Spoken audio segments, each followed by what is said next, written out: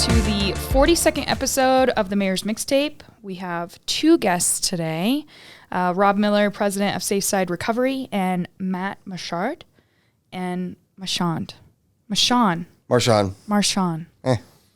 Close. I even practiced it. Executive Director of Southern Colorado Safeside Recovery and the Pueblo Shelter. And I'm Haley Sue Robinson, Director of Public Affairs for the City of Pueblo. And I'm Heather Graham, City of Pueblo Mayor. Great. I'd like to remind you that we're available on YouTube, Apple, Spotify, Buzzsprout, wherever you get your podcasts. You can also watch this on Channel 17. And there are lots of opportunities to like, subscribe, and share this podcast. And also want to remind you, if you have a question or topic suggestion, you can email us mayor@pueblo.us. Okay, so let's get into the Pueblo Shelter and Safeside Recovery. Welcome to the podcast, Rob and Matt. Thank you. Yeah, thanks. Yeah, we're excited to have you guys. Mayor, before we get started with Rob and Matt, can you walk the listener through what it's been like to get us to this point with the Pueblo Shelter and what the last 18 months have looked like now that the city has ownership of the Pueblo Shelter? Well, I would say it's much more successful now than it has ever been.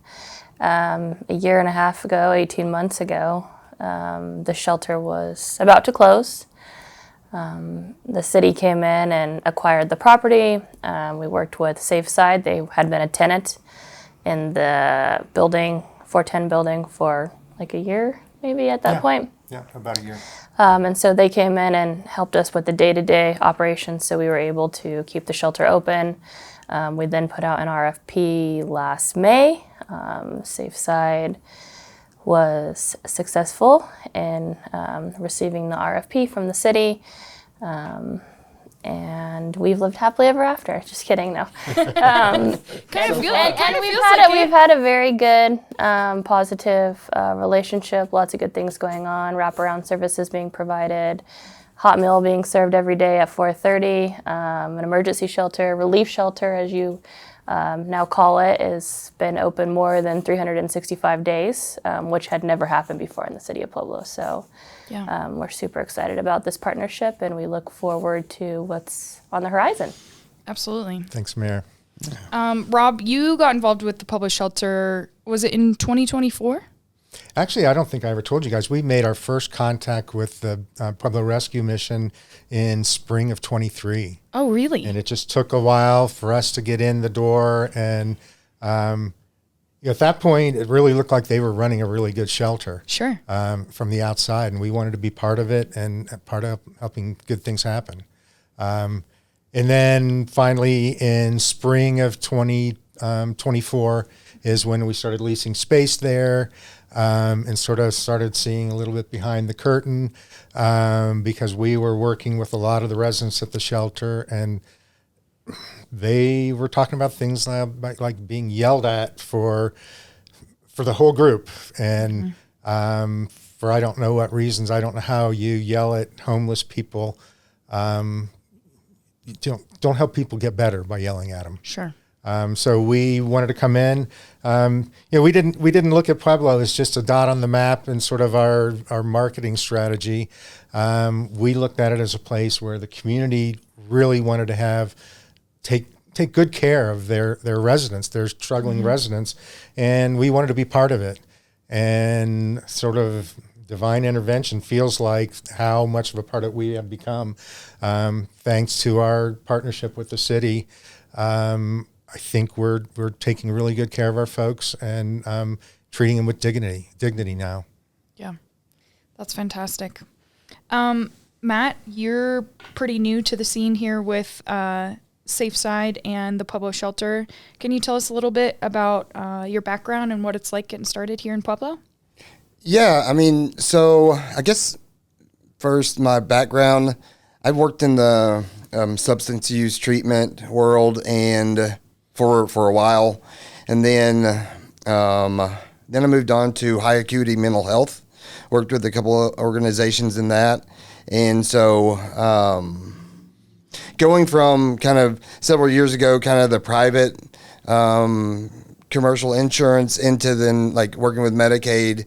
This was just kind of a progression, working with unhomed individuals kind of suffering from both things. So, yeah. And for folks who are not super familiar with Safe Side, I think most folks think about the Pueblo shelter and maybe have their kind of preconceived notion or a small understanding, but really, what does Safe Side offer? What's unique about what you all do? In general, we are peer support specialists at heart. Throughout our staff are people with lived experience with homelessness and addiction and crisis and trauma, and they've worked through it and they've built successful lives, and they're working in this industry because they want to share it and help other people go from off the street and off the addiction into a better life. So that's who we are at our core, our peer support specialists, and that permeates throughout the organization. We're always leading with compassion. Primarily, we want to offer hope and dignity to the people that we work with.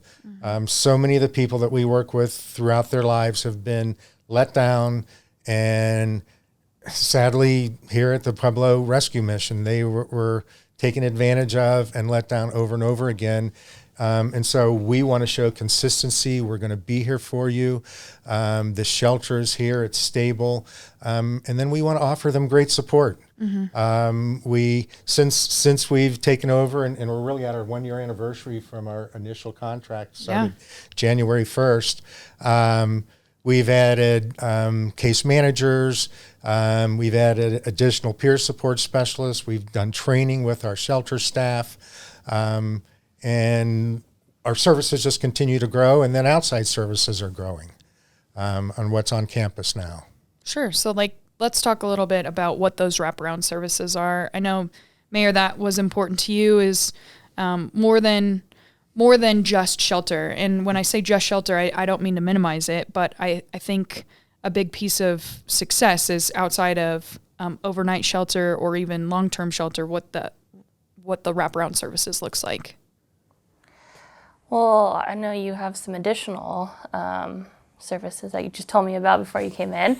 But we have Catholic Charities Works program. They have an office hours and office space. We have Public Community Health Center, and they're 1 to 4 o'clock every Thursday, providing mat and any kind of primary care. And then you guys do your Fridays, where we give away clothing and have additional support for people who are still living on the street, and have a food bank that we open every Friday. And then you have Project Apollo now coming, and New Leaf Therapy is in there. You also Richard Sansui attorneys come in once a month to help people with their Social Security issues. We have a mobile dentist that comes in. Mobile vaccine will be here this month or next month. So a little bit of everything so that folks can get the services that they need. The mayor has been super supportive of that. I mean, multiple of the people who are in our building serving people was sort of her will to try to make that happen. She reached out to people. It was just like a call, like, hey, you want to come in? Let me show you all my office space I have. Well, I think you made it happen. Yeah. Whether it was a phone call or whether it was hard or easy, you did it. And I think that's one thing that's unique in this partnership is the accessibility. Mayor, you took some of the new council members down to the shelter, and I know we recently had a walkthrough tour. I think that's one thing that's surprising to most folks when they go to the shelter is what all is offered there, and having them experience what that looks like. Can you talk a little bit about the emergency shelter, or as you refer to it as the relief shelter, and what those services look like? Sure. Matt, you want to take that? Yeah, so the relief shelter is pretty unique. There's really no prerequisite for staying, just showing up. It opens up between 7 and 9 p.m., depending on kind of the weather. And then we extend those hours the closer that we get to freezing or 32 degrees. Right now there's a male side and a female side. We have capacity to, I think it's 48 males, and I think we're right around 22 women. 22 women. Yeah. As of right now, and on the cold evenings we fill it up. But it's really cool to be a part of, because you get to have contact with individuals that normally you wouldn't, and start like gaining relationships, planting seeds, doing stuff of that nature. We also, as a part of that, I think we served 75 meals last night, right before the shelter opened, the relief shelter opened. And so that as a whole has been really, really cool to watch. And just of recent, I want to say we transitioned 6 people from the relief shelter into the resident shelter over the last maybe 10 days. That's fantastic. That's a So lot. it's been really cool to see. And like people, the trust that's there between, the unhomed population and Safe Side and the Pueblo shelter. It's been really cool. That was a big thing, the trust, getting the community to come back and trust the shelter and feeling safe, and like that they could go somewhere that, they weren't going to be stolen from or yelled at or... I was in the kitchen the other day, and something that one of the chefs said to me was kind of stuck out. And we were making, they were making hot dogs and barbecue stuff.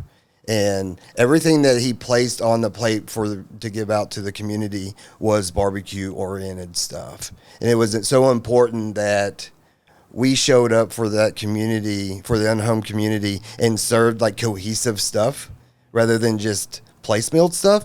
And like... the staff that we have today, there's so much intention and meaning behind what they do, like what their why is. It's been really, really cool to see. And that's how we've been able to like kind of reestablish some of that trust. And I think those things take time, but to your point, Matt, it has been really intentional. Yeah. I think another thing that is interesting that some folks don't quite understand is what's the difference between the relief shelter and then the residential program? What does the residential program look like?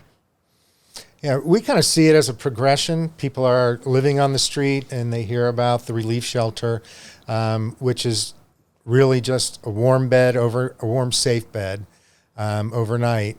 They are allowed to, it's low barrier, so they can come in drunk and they can come in high. They just need to be quiet and kind. And that's not always easy to do with some people who are drunk and high and living on the street all day. But we open it up every evening. They come in. We do a light pat down on them to make sure that they aren't bringing in weapons and drug paraphernalia. And they stay there till 7 or 8 in the morning unless it's colder, and we keep them in longer. But it's really just an overnight bed, and that's the relief shelter.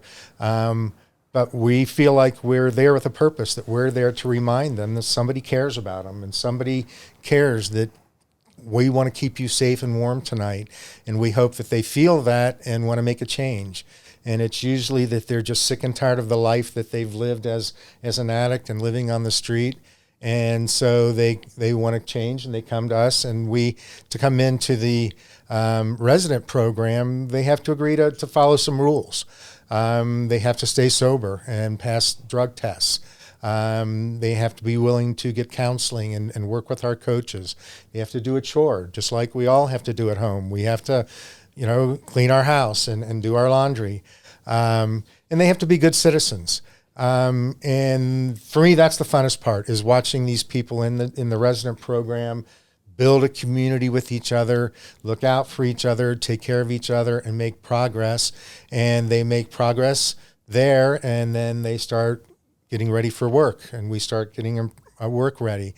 And then they go out and get a job, and then we start looking for housing for them. We have recently had someone go full circle that was a outreach person for us in August of 24. Very sad story, who is now a recovery coach for us. year and a half later. That's amazing. And those are the stories that we just love. That's why we do the work. We have plenty of times where we don't get the successes, but it's those successes that keep us going and help us build on that purpose that Matt was talking about. That's amazing. Some other things that folks ask pretty frequently is whether the Pueblo Shelter accepts donations or if you all are looking for volunteers. So can you talk a little bit about that? We definitely take donations. I didn't expect you to say no. And I'm hoping that you'll be able to put a link or something Sure. like that underneath this to let people know where they can donate dollars. Sure. That really, really helps. We are paid by the city to operate the shelter. And just for shelter operations, the city pays us about $10,000 less than it takes to operate the shelter.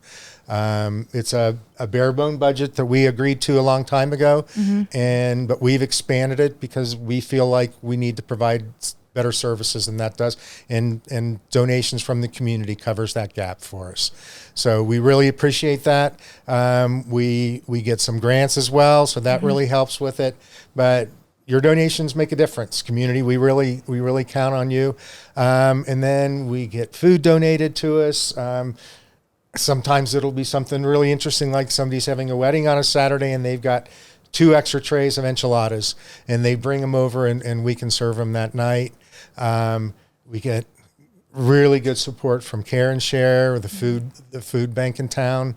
They have been super, super supportive. And then people can also donate clothing, and we're really challenged right now with men's pants and jackets and backpacks. So those things are really, really helpful when they can donate that stuff. The Pueblo community is really special.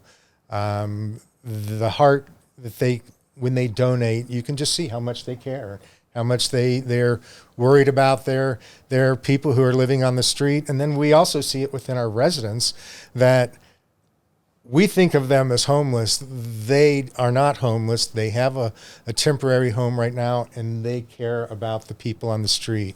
And when we get donations, they earmark things for people that they know are on the street and want to help the homeless. It's really, really warm.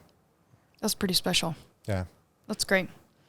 Okay, so this question is for all of you. I'd love for you to share with the listener what your favorite thing is about the Pueblo Shelter.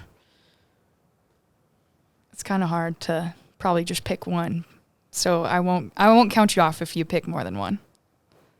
For me, it's the residents and the resident program. I just love those people.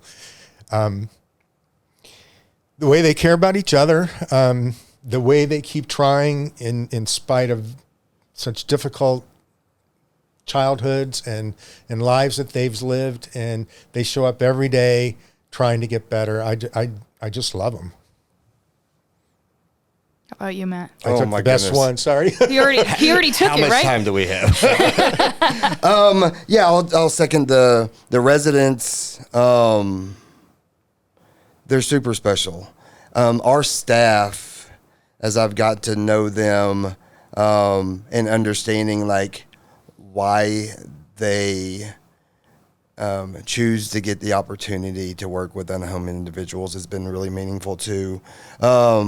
The other cool thing that I've gotten to see is the support from the community. I think that's really special. Last night, I think before I was leaving at 7:30, a card pulled up and donated a bunch of goods it was just a local community member, a SUV full of stuff. And to help unload that and to thank them and for them to say, oh, we'll be back. Like, that's something really, really cool. I think you hit on the support that the Pueblo community at large plays in supporting this population has been really beautiful to see. And so I think, the shelter as a whole, I think, is really special. I think that's my favorite part, is how it all works together to make a difference and to offer hope and belief in people that for a long time had it taken away. So, How about you, Mayor? I think I would say just the kindness of the people who are there. Anytime I walk through there or go to see the people at Outreach, sometimes it's interesting because they'll recognize me, right? Or they'll recognize me outside of the shelter. On Thanksgiving Day, I was actually outside of my house unloading my car, and one of your guests, came and walked up and said, hey, Mayor Graham, and said, hey, how's it going? And he said, I'm over at the shelter, and he said, I'm going to go get my meal, and it was about 4:30, and I was like, that's really cool. That's cool that sometimes people think that unhoused people are scary, right? I don't feel that when I go to the shelter. Everybody is always welcoming and kind to each other, and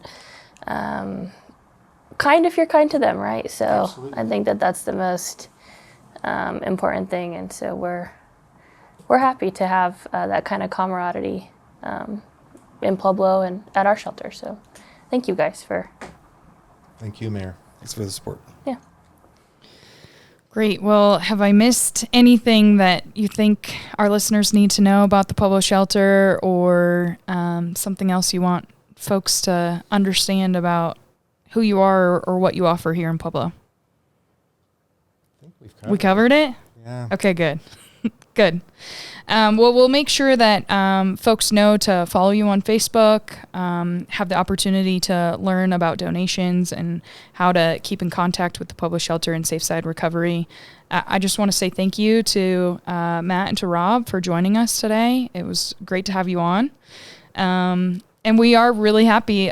It's almost a year that we've had this partnership, and it's just been fantastic to see how it's evolved for all of us. Thank you. Okay, a couple of upcoming events. We hope that everyone is safe on New Year's Eve and celebrates responsibly. And the city will be closed for business beginning at 2 o'clock on Wednesday, December 31st, and will remain closed on New Year's Day. And will reopen on Friday, January 2nd. Also, the West Side Improvement Public Meeting, which was originally scheduled for December 3rd, has been rescheduled.